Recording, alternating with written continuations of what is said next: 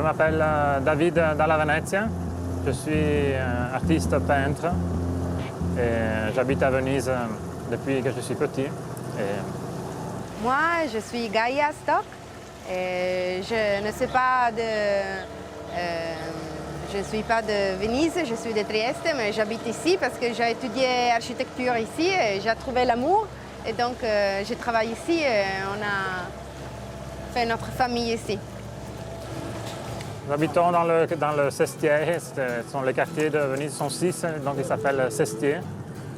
Dans le Sestiere de Cannaregio, qui est un quartier à nord de l'île de Venise. Et nous habitons ici dans cette maison depuis 4 ans. Et une des raisons pour laquelle nous avons décidé de vivre ici est exactement parce que c'est un quartier plus tranquille et plus vénitien. Et aussi parce que la maison que nous avons trouvée nous plaît beaucoup. Et elle a beaucoup de côtés charmants.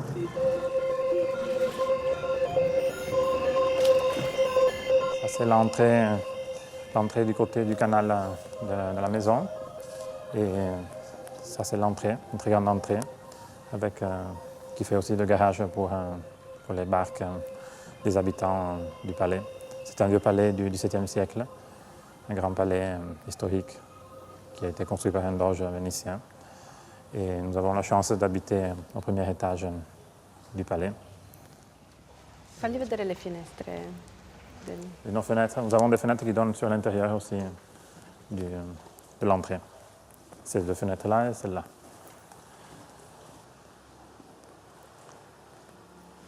Là, c'est l'entrée, le portail de la rue, quand on arrive à pied. Ici, en haut, la porte de notre maison.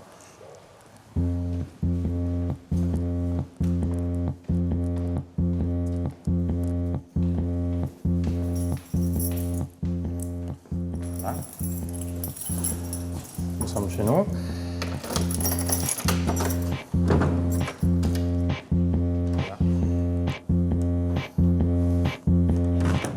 C'est l'entrée de notre appartement et qui est aussi le lieu où travaille Gaia. Et nous avons ici, ce sont des œuvres réalisées par Gaia dans le temps. Ça parle de labyrinthe, des labyrinthes de la tour de Babel. C'est un sujet un peu restreint. Aujourd'hui, je fais des livres pour enfants, je travaille pour une maison d'édition pour enfants et je suis assistante éditoriale. Je me charge de tous les dessins.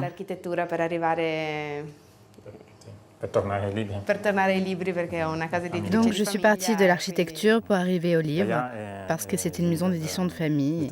Gaia est d'une famille juive, pas moi, mais... Non, pas moi. Et donc elle amène ça de sa famille ici. Mais en effet, Venise a une longue histoire avec les Juifs depuis très longtemps.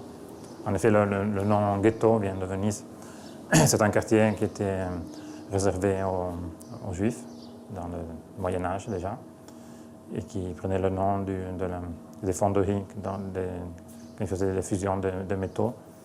Et on appelait ça en vénitien gettare. Ça veut dire que c'était une coulée de métal fondu. Et comme c'était surtout des Juifs allemands, ils n'arrivaient pas à dire le G, qui sonne tendre, mais dur. Alors ils prononçaient ghetto. Et de là est venu le mot ghetto, qui après a eu beaucoup de succès dans le monde entier. D'un côté, malheureusement. Ça veut dire,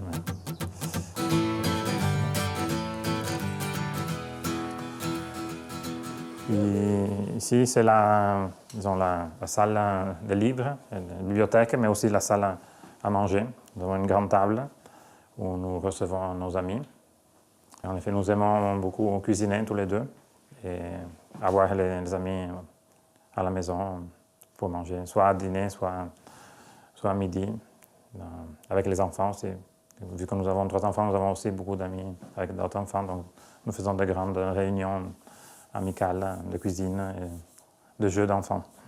Et nous avons aussi beaucoup de livres, parce qu'en plus nous avons fait une addition de ses livres et mes livres dans une seule maison, ce qui fait beaucoup. En plus, elle travaille dans les éditions, donc nous avons toujours des livres qui rentrent, qui arrivent de plus en plus.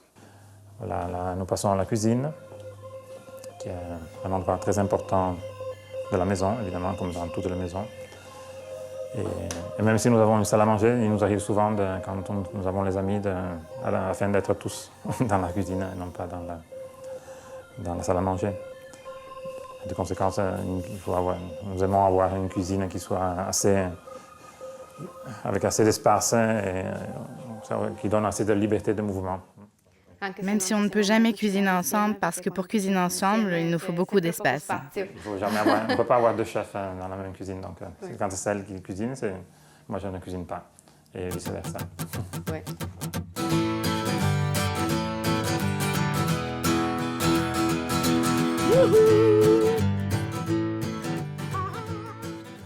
Ça, c'est un grand tableau que j'ai commencé il y a plusieurs années, mais je n'ai pas encore terminé. Il devrait devenir vert, lui, avec les feuilles vertes. En ce moment, il est seulement en noir et blanc, sur un fond jaune. Donc. Mais on commence à l'aimer comme ça, parce que probablement je ne vais jamais le terminer. Ici, c'est le coin du lit. Oui. Ça, c'est le côté. On peut changer, mais ce sont deux tableaux à moi aussi. Côté un homme et une femme. Donc il y a le côté le Gaïa et mon côté. Mais on peut changer, on n'est pas obligé. Puis là, il y a une porte qui passe à la salle de bain, mais on va y arriver de l'autre côté. Parce qu'en effet, la maison, toutes les pièces, comme étant été construites sur 3 grandes pièces, ont tous des portes communicantes, donc on peut tourner en rond et passer d'une chambre à l'autre, d'une pièce à l'autre sans interruption, sans porte. En effet, les portes sont presque toujours ouvertes et les enfants aiment beaucoup parce qu'ils prennent des bicyclettes ou des tricycles, ils font le tour de la maison, ils font des concours de vitesse.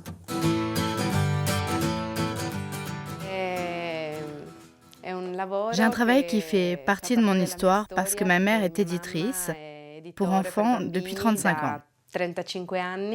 Et j'ai étudié l'architecture en pensant suivre un autre chemin. Et une fois, j'ai commencé à travailler avec elle.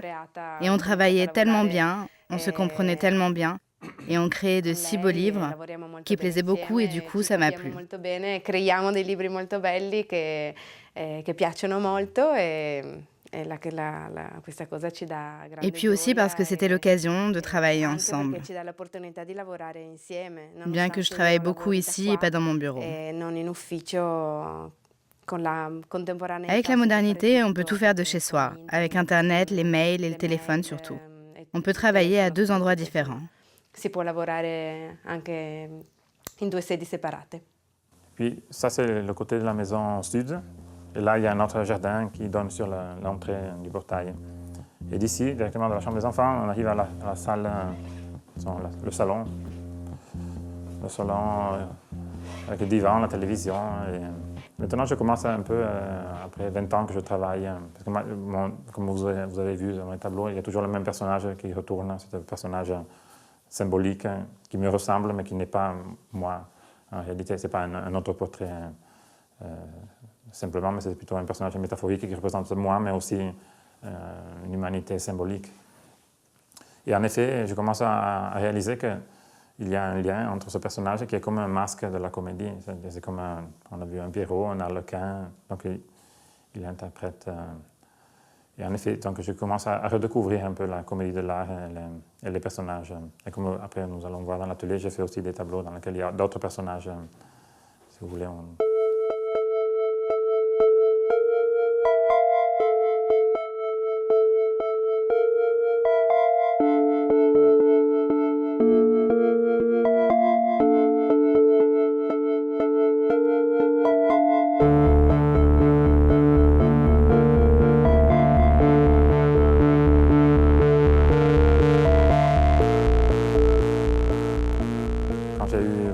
J'ai commencé à peindre et à faire des choses. Et j'ai commencé à faire des tableaux avec un ami japonais.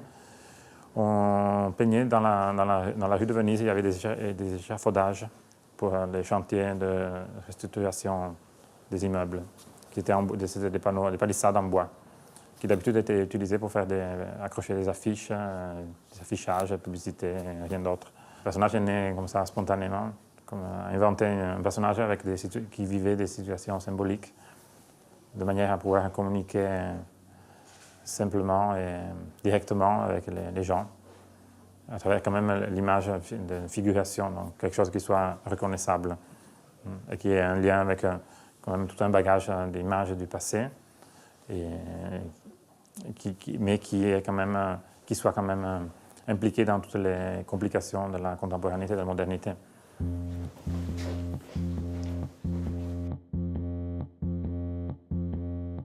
Ici, il y a une salle de passage.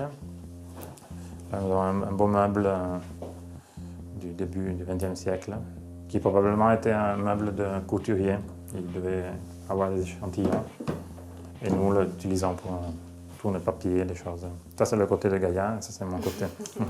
Moi, j'étais petit, j'avais 8 ans, donc c'était vraiment moi qui décidais. Donc la décision a été prise par mes parents. Et moi, j'avais grandi jusqu'à ce temps-là dans une ville normale qui est Cannes. C'est une belle ville sur la mer, mais c'est quand même une ville du monde normal. Mais je connaissais quand même Venise depuis, parce qu'on venait quand même en vacances voir les parents, les grands-parents. Et quand je suis venu ici, j'étais très content parce qu'en effet, Venise est une ville très, très, très belle pour les enfants.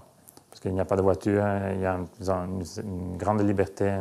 Quand j'étais petit, moi, il y avait beaucoup plus de liberté de circulation parce qu'on jouait, on passait les journées dans les campi, dans le camp ou dans les rues à jouer avec les amis, avec les copains d'école.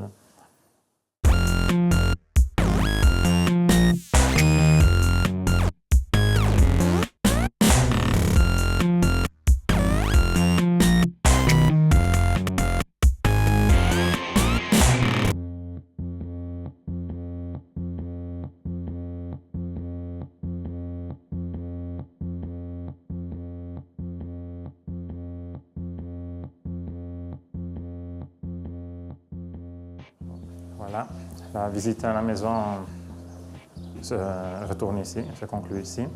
Et maintenant, vu que nous en avons parlé de tradition et de famille et de mon père, et de toutes les choses qu'il y a dans cette maison qui sont de mon père, nous allons visiter son atelier, qui est un endroit très charmant, très intéressant, et dans lequel, soit parce que c'est mon père, soit parce que mon travail m'y amène, je vais souvent, nous allons souvent. Voilà, venez.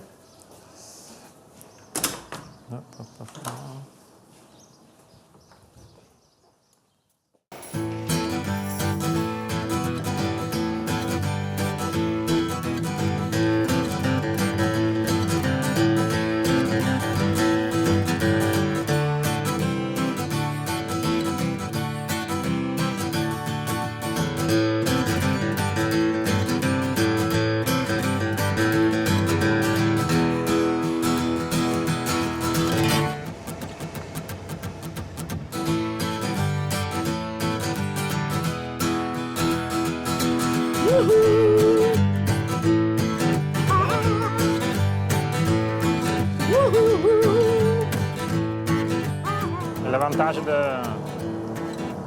de se déplacer en barque, c'est qu'on a moins de problèmes avec les foules de gens, de touristes. Et on arrive beaucoup plus rapidement là où on doit aller.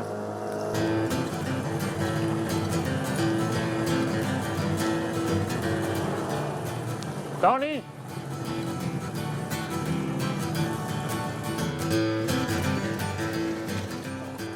Je monte. Ciao. Ciao Tony. Ciao. Ciao. Tutto bene? Bene, buona occasione per abbracciarsi.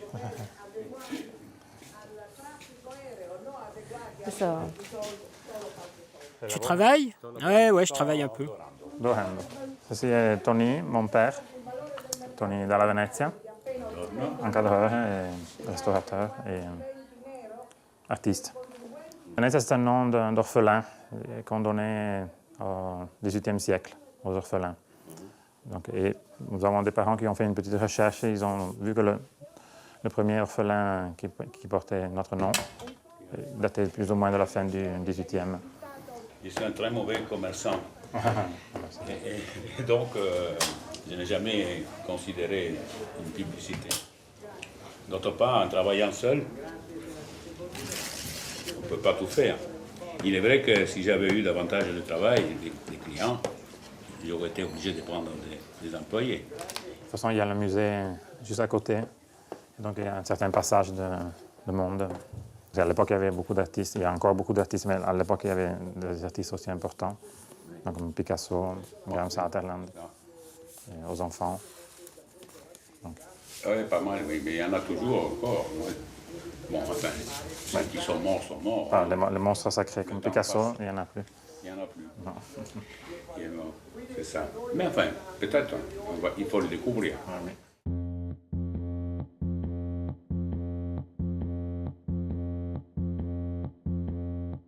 Ciao. Bon lavoro. Salut, travaille bien.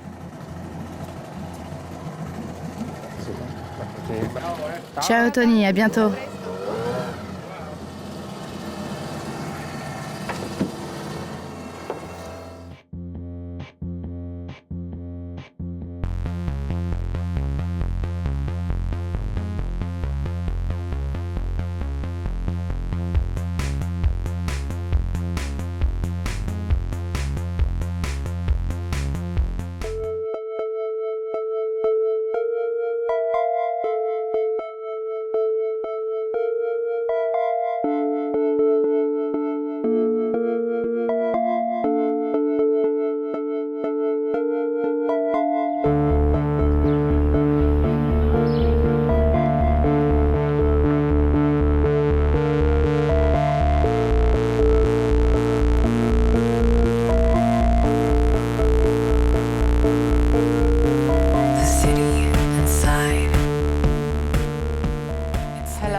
Bonjour, Good morning.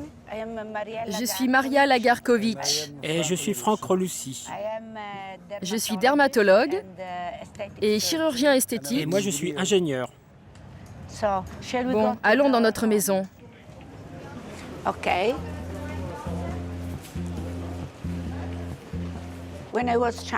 Quand j'étais petite, avec ma famille, nous vivions dans le Palace Lévy. Maintenant, c'est la Fondation Lévy pour de jeunes musiciens. La famille Lévy a donné cet immeuble à la ville pour la Fondation des jeunes artistes.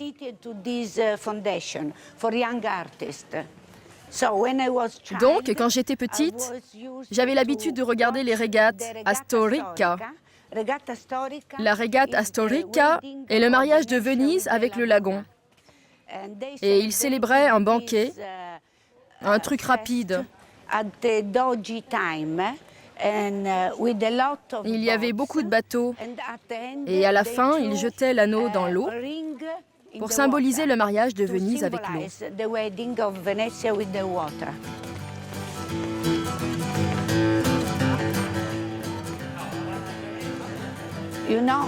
Vous savez, quand vous êtes à Venise, il vaut mieux marcher avec des chaussures plates parce qu'il y a des ponts, parce que tu es plus à l'aise pour te promener. Là-bas, il y a un artisan qui fabrique les masques les plus typiques.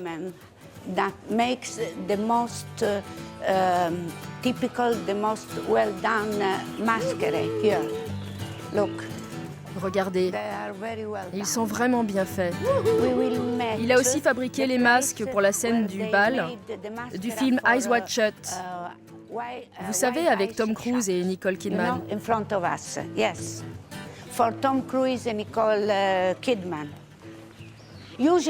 D'habitude, vous mettez vos chaussures dans le sac et ensuite, quand vous arrivez à la maison, vous pouvez les enlever.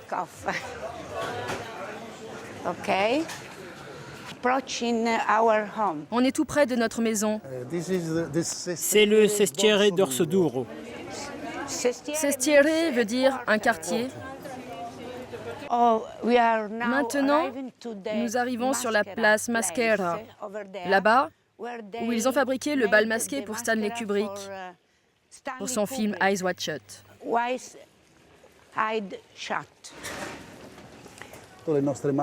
Stanley Kubrick a utilisé notre magasin pour son film Okay.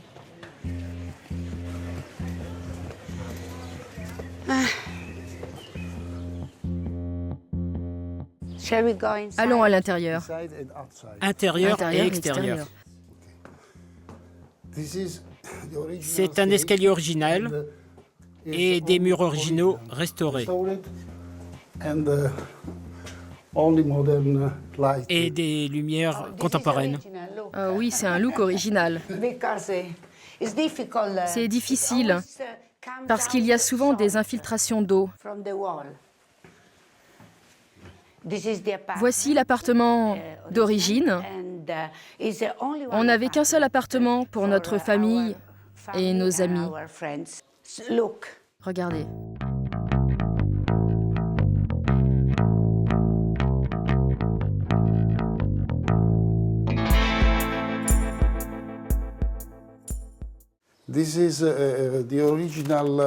C'est le seul original. Des poutres d'origine. Et les poutres sont aussi d'origine. Et on a fait un traitement pour la conservation. Et pour compléter tout ça, on a prévu pour l'intérieur un design très sobre.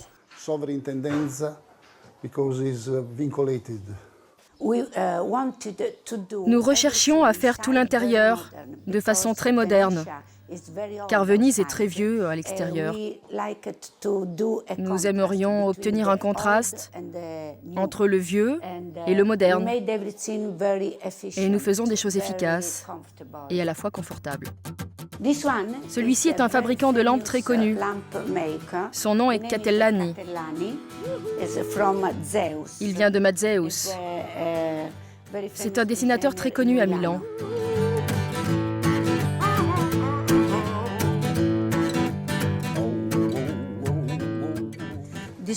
Nous sommes sur un petit balcon situé au-dessus du canal. Vous pouvez, si vous avez une maison de notable, acheter un bateau. Et c'est encore plus pratique quand on vit à Venise.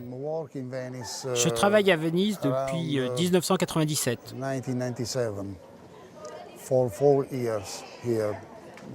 Au départ, c'était que pour 4 ans. Je suis ingénieur et j'adore cette vie, j'adore ces moments. Cette eau, j'aime tout à Venise, son calme.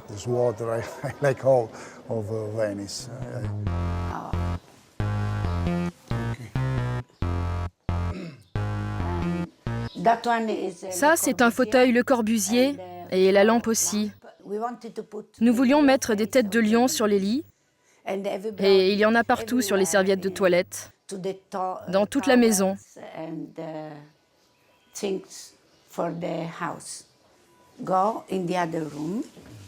Oh, bien, la lampe. Dans cette maison, tout est en or. Nous avons de l'or partout ici. Ça, c'est une vieille lampe de collection.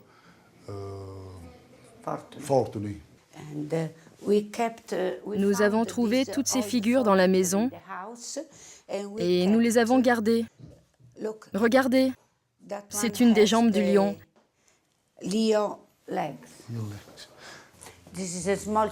Ça, c'est une petite cuisine très confortable. Venez par ici. Ici, vous avez des tasses de thé. J'adore cuisiner.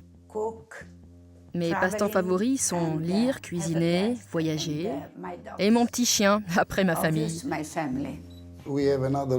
Nous avons une autre entrée pour les amis, la famille, les invités.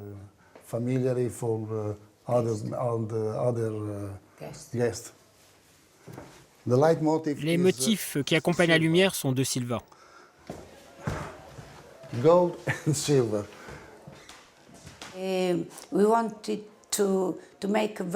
Nous voulions faire un endroit confortable pour nous et pour nos amis. Regardez, je vous ai dit que j'adorais cuisiner. C'est une grande table pour 8 personnes. Parce que c'est sympa quand vous arrivez en ville de tester les plats typiques de l'endroit. Ne pas toujours aller au restaurant.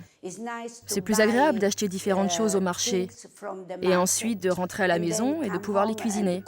C'est le même designer que les lampes qu'il y a dans les chambres. Il aime partir du thème d'une grosse fleur appelée Magnolia. Non, tu ne veux pas? This is a little kitchen. Oui, ça, c'est une petite cuisine All Tous les meubles. avec tout ce qu'il faut. because this is a passage from. Et nous avons voulu établir un passage depuis la table line of. jusqu'au centre de la salle à manger. C'est une ligne directe en quelque sorte. Okay.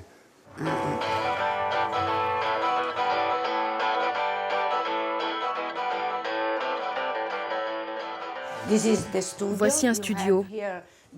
Vous avez ici un ordinateur, car bien sûr, nous avons besoin d'un ordinateur. Et ensuite, celui-ci vient des années 50. J'adore penser qu'il vient des années 50.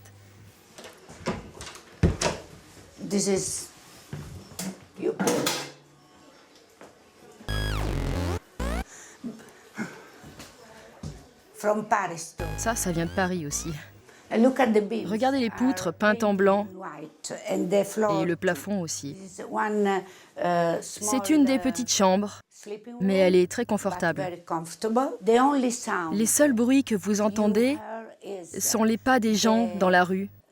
Et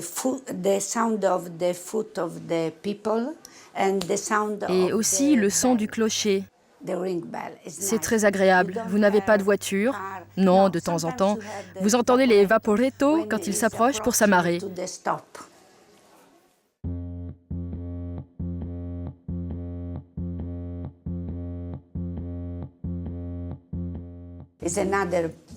Ça, c'est une autre chambre. Et ça, c'est une œuvre d'un ami. C'est un peintre italien. Il a réalisé notre maison à Bari.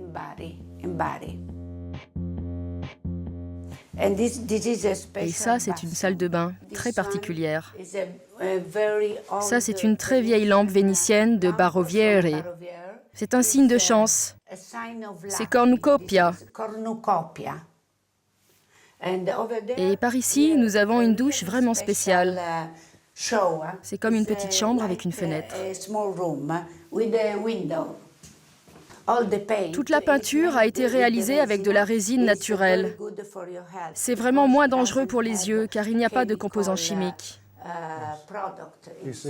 C'est de la résine écologique.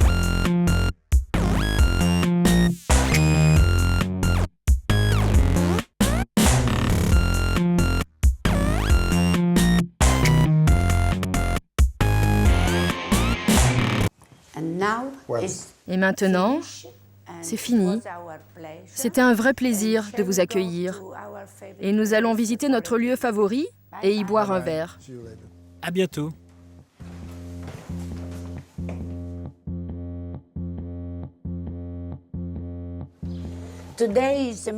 Aujourd'hui, c'est un jour merveilleux. Soleil et chaleur. Allons dans notre lieu préféré. C'est à seulement 5 minutes à pied.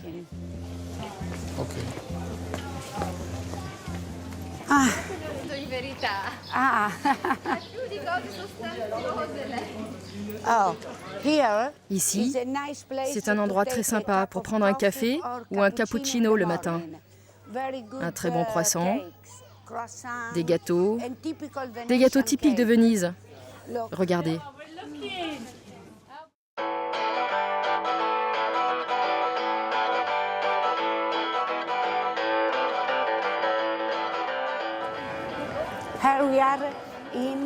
Ici, vous êtes à la cantine del Vino e Schiavi. Ça veut dire que c'est un vieux serveur. Allons-y.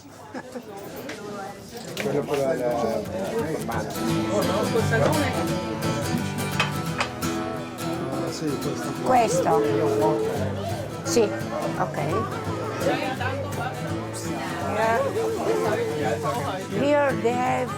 Ici, ils ont la plus large sélection de vins d'Italie. from all over the Italy, and especially from Venice. C'est une spécialité de Venise. Stavolta siamo stati. Stavolta niente.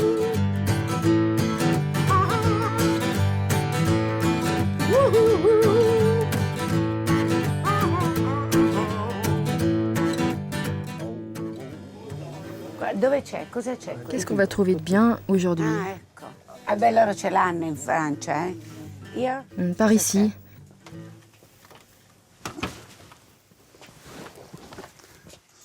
Special Whisky. Et il y a du whisky. Wine. Oui, spécialement le whisky. special whisky. Is the tuna with Ça, c'est du thon avec du cacao. cacao. This is, Ça, spicy c'est du pepper. piment épicé. This is, shrimp with Et ça sont des This crevettes is, avec de l'ail. haddock melted. Ça, c'est du Et haddock questo cos'è? mélangé. Et ça, qu'est-ce que c'est? Il y en a un avec de l'ail et un sans ail. Et ça, c'est de la mortadelle avec des This is pistaches. mortadella with pistache.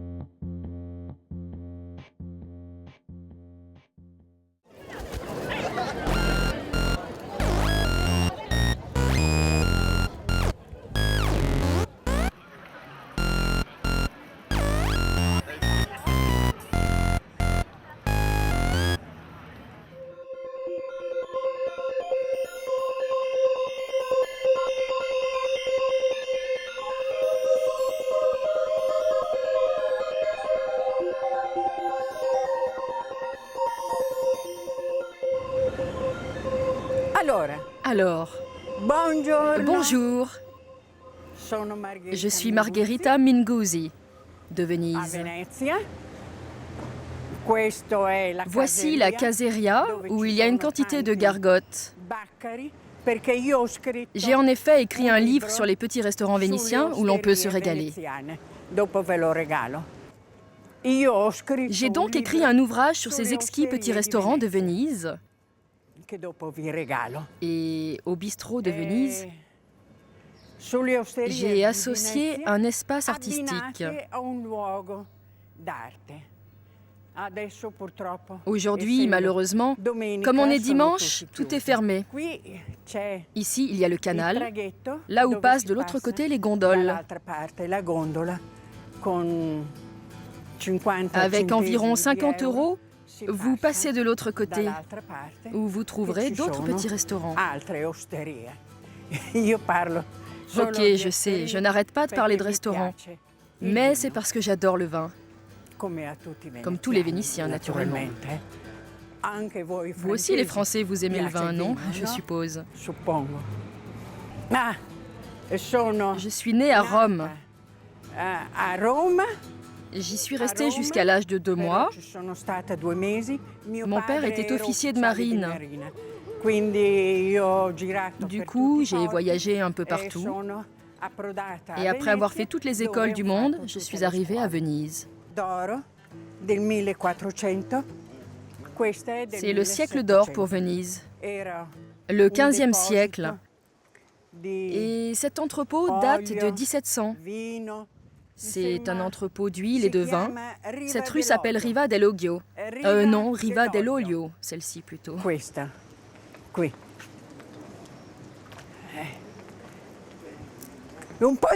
C'est tellement difficile de raconter comme ça tout un tas de choses en improvisant, n'est-ce pas? Hein? Entrons.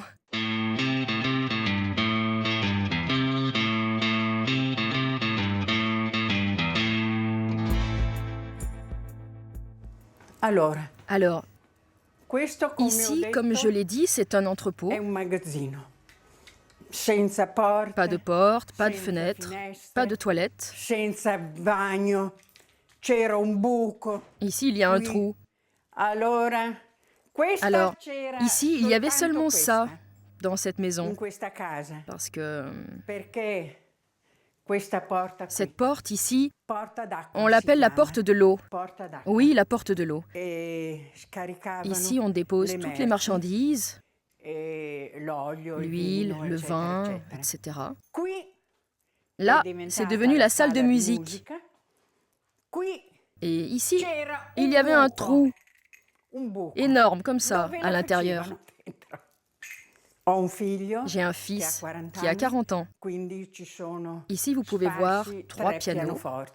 1, 2, 3. Mon fils joue, il a fait le conservatoire. Il joue de la musique classique, bien sûr, et des nouvelles chansonnettes. Je déteste les chansonnettes. Mon fils l'a lu 200 fois. Moi, je l'ai seulement lu une fois. Marcel Proust. Il l'a lu quand il avait 10 ans et il a continué après. C'est devenu un peu une manie. Mais bon, il le lit quand même.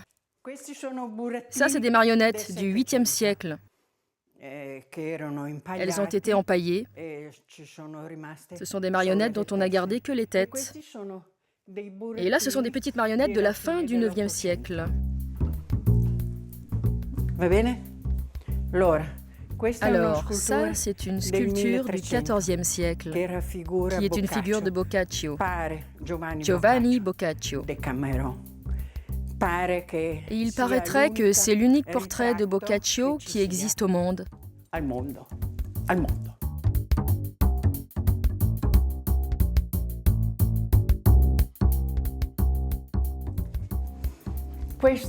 Ici, c'est ma salle à manger. En ce moment, je suis seule, alors je mange sur la terrasse quand il fait beau. Ici, ce sont uniquement des choses typiquement vénitiennes.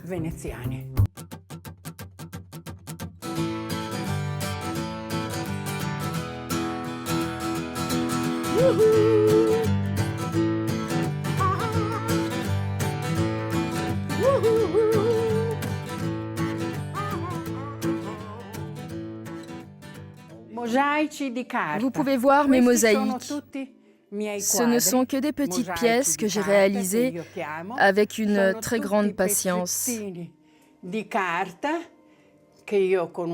unes après les autres, disposées comme si c'était une vraie mosaïque.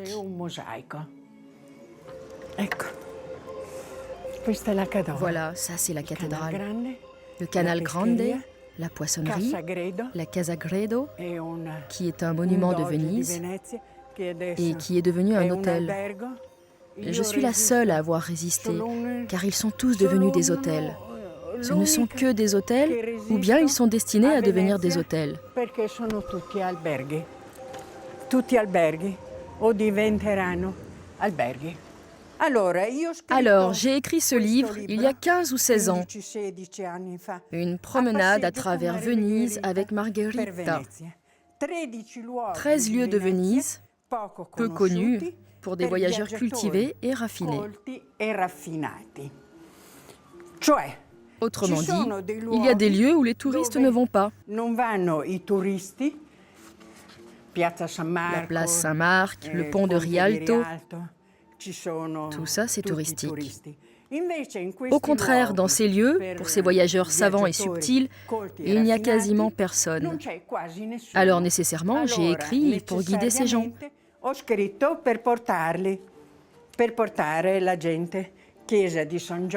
San Giobbe, qui est magnifique. San Giovanni, tellement beau. Tous ces endroits où les gens ne vont pas forcément. En haut, la chambre à coucher et la salle de bain. Parce qu'en bas, il n'y a pas de salle de bain.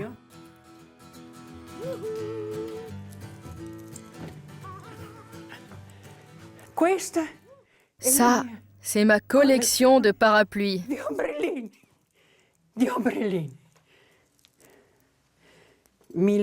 1800 parapluies.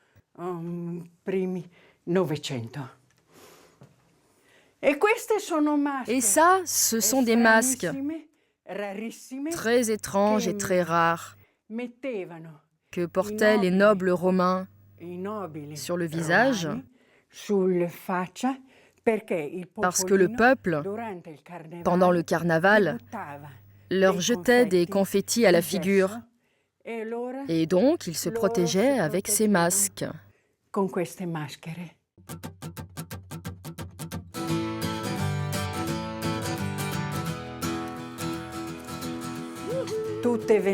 Tout ça, c'est vénitien. Ça date du 9e siècle, du 8e. Je collectionne les pierres de Venise. Ça, c'est tibétain, turc.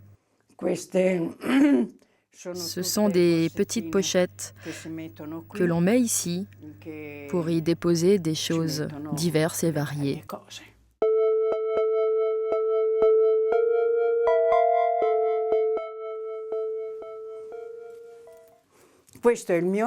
Voici mon lit, l'alcôve sacrée. J'aime être toute couverte de dentelles. Des vases de nuit avec l'œil. Celui-ci est français et on l'offre pour dire bonsoir. Ce ne ho due.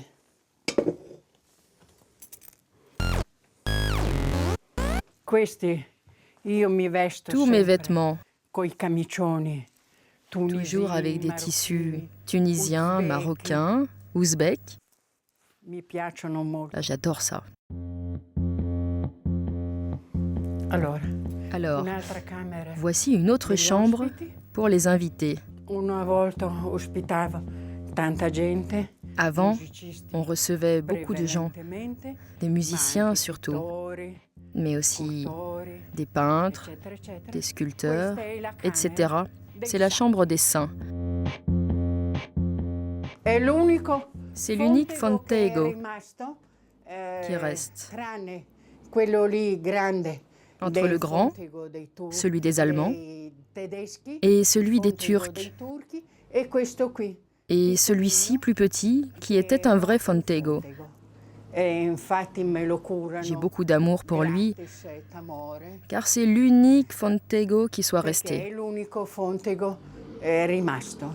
Fontego, comme je vous l'ai dit, c'est un entrepôt d'huile, parce qu'ici, juste en dessous, il y avait un bateau qui venait directement de Mestre, plein de fruits, de légumes, etc. On les stockait ici, puis on allait les vendre au marché. Ici, c'est une magnifique terrasse, d'où l'on voit le sommet du clocher de San Marco. Ici, l'ange. Je mange ici le soir. Je prends le soleil, je me déshabille. Je suis la plus haute de tous. On voit le Canal Grande. Canalascior, comme l'appelaient les Vénitiens avant. Il Canalascio.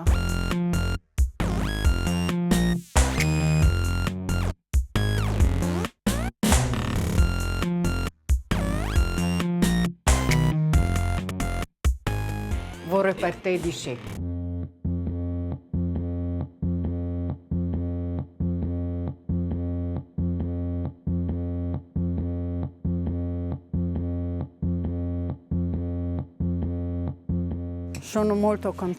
Je suis très contente de vous avoir montré ma maison vénitienne. Et à présent, allons sur la berge du Canal Grande, voir la Pesadora, un restaurant 0% où on mange et boit du bon vin.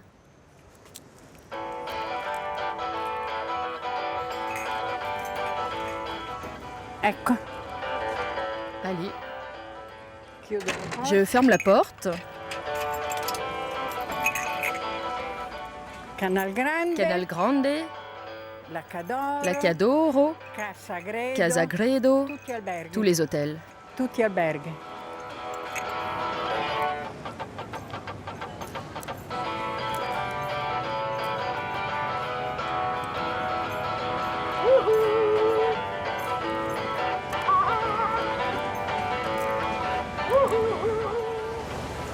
Je passe mes journées à ça, à attendre ici pour aller de l'autre côté du canal Grande. Il y a de magnifiques immeubles et hôtels. Je voyage beaucoup, mais je me sens vraiment bien qu'à Venise, parce que c'est une vie particulière ici, dans la cité des Doges.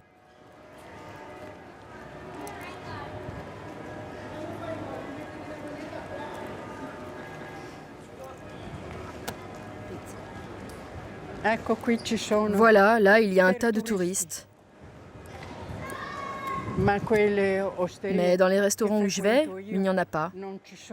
Ils ne sont pas destinés aux touristes.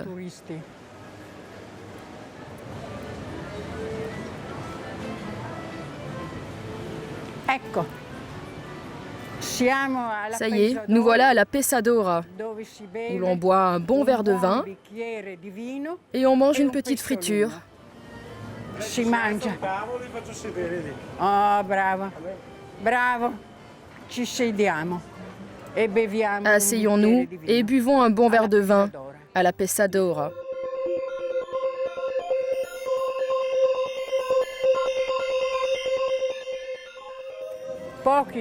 Il y a peu de touristes. Enfin, aujourd'hui on est dimanche, alors il y a beaucoup plus de touristes que d'habitude.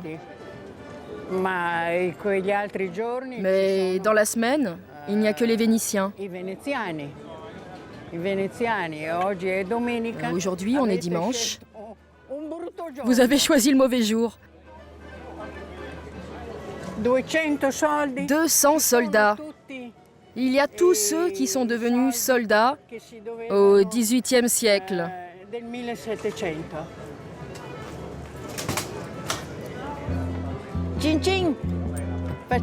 À votre santé.